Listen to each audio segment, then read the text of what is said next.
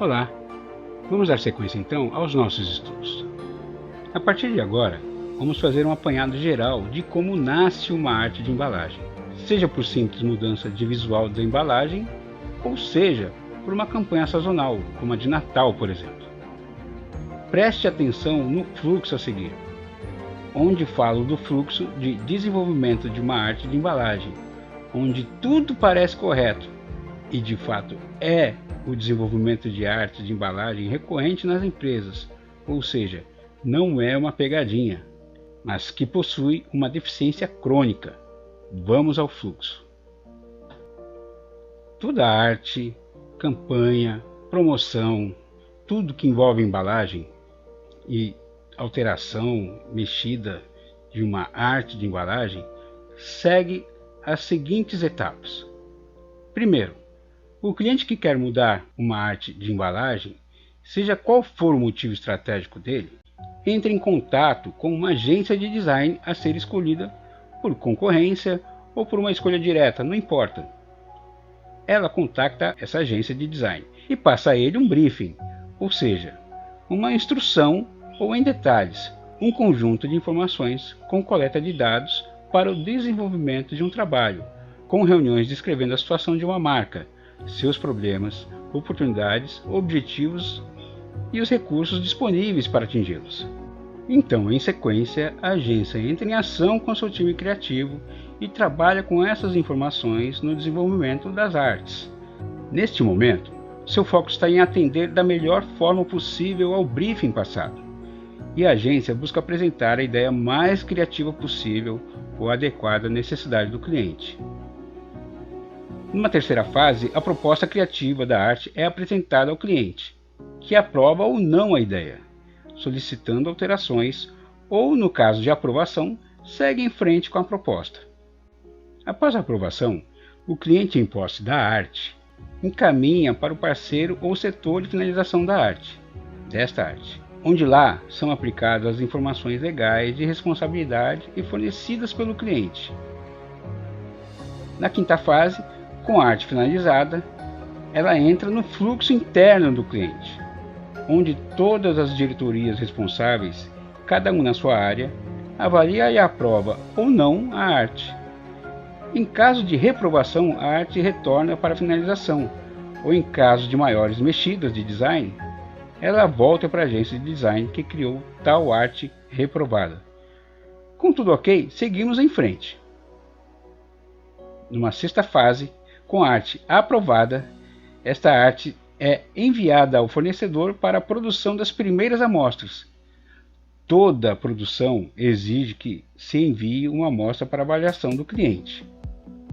Na fase 7, a amostra passa por uma avaliação interna no cliente, que aprova ou não a amostra. Em casos mais urgentes, vai um responsável nomeado pelo cliente para aprovação em linha de produção. Vamos falar dessa situação de aprovação em linha mais urgentes mais para frente. Com a aprovação da amostra, numa fase 8, o fornecedor recebe o OK e inicia a produção em escala da embalagem.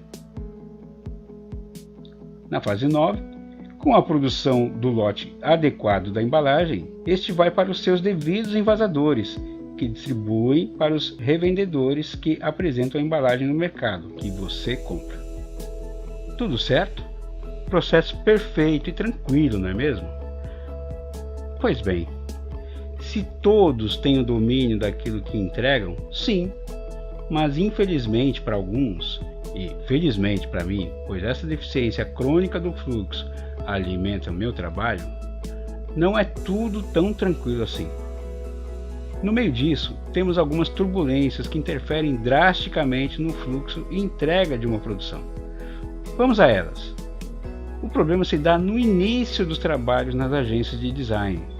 Com foco na melhor ideia e mais criativa possível, parece não levar em conta que está tratando com um processo de produção contínuo e de repetição, e que por isso obedecem regras restritas para a escala industrial. Veja bem, não é a mesma coisa você produzir um material promocional onde o limite de recursos utilizados, número de cores, efeitos de acabamento e etc., estão proporcionalmente ligados ao bolso do cliente. E neles podemos fazer praticamente o que a gente bem entender para que a peça promocional tenha o destaque proposto. Ou fazer uma arte de embalagem, entendendo que poderemos ter recursos tão flexíveis quanto uma peça promocional e que, pelo fato de produzir-se milhões daquela embalagem, qualquer custo extra será engolido na produção.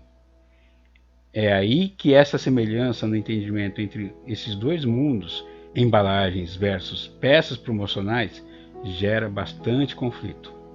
Vamos falar inicialmente da questão comercial em relação a isso.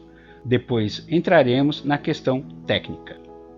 Em relação à parte comercial, primeiramente temos que entender que mesmo os fornecedores trabalhando arduamente para uma evolução tecnológica, para apresentar uma cartilha de novos recursos aos seus clientes, pelo menos por enquanto, o que manda na decisão do cliente é o tal do ROI, ou Return on Investment.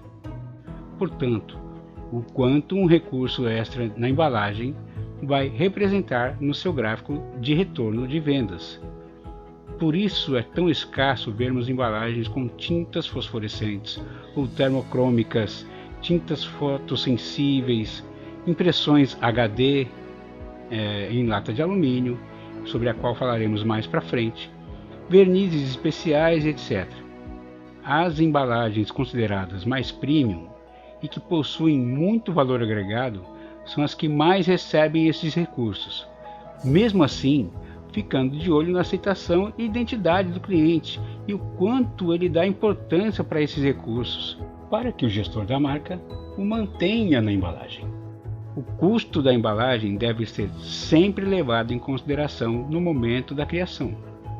Boas ideias são sempre bem-vindas, mas se interferem no custo em escala, elas devem ser apenas sugeridas e não servir de base para uma ideia criativa, a não ser que esta seja uma iniciativa ou pedido direto do cliente. Há, evidentemente, o interesse direto do fornecedor em que seus recursos mais especiais e exclusivos de efeitos de embalagem sejam amplamente difundidos.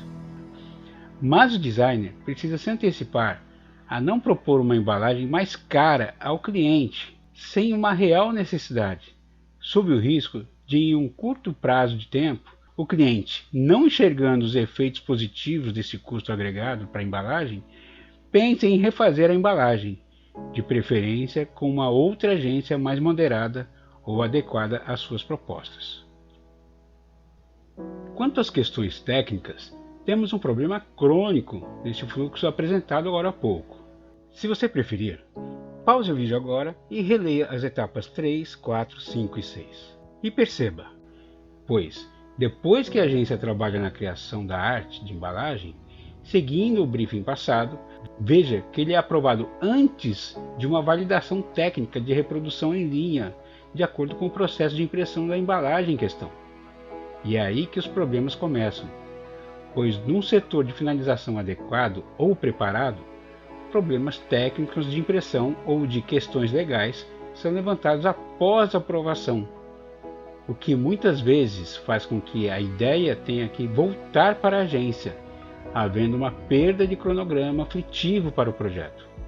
Isso ocorre porque no fluxo de aprovação dentro do cliente, geralmente não há um departamento técnico que oriente a viabilidade técnica de produção, fazendo com que o cliente gere uma expectativa de resultados de arte que não se concretiza na produção em escala, gerando certa frustração para o gestor da marca. Por isso, vejo como fundamental que esta etapa de validação técnica esteja agregada na rotina dos desenvolvimentos de arte, para que a agência de design possa ser mais assertiva e respaldada tecnicamente em suas apresentações, e assim aproveitar-se ao máximo dessas orientações e maximizar a entrega da proposta criativa junto ao cliente. Por isso, vamos detalhar aqui, em cada processo de impressão, os problemas mais comuns apresentados nos desenvolvimentos e como devemos nos preparar para os desenvolvimentos das artes, pensando no processo de impressão em que ele se utiliza. Vejo você no próximo vídeo. Até lá!